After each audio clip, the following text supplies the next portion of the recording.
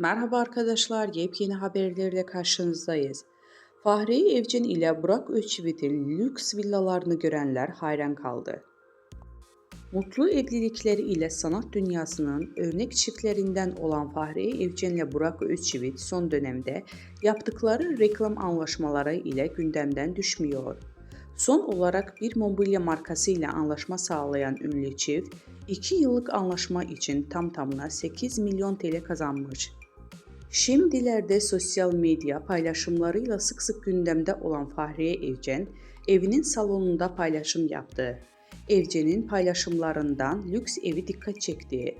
Gold ve krem rengi hakim olduğu evi görenler hayran kaldı.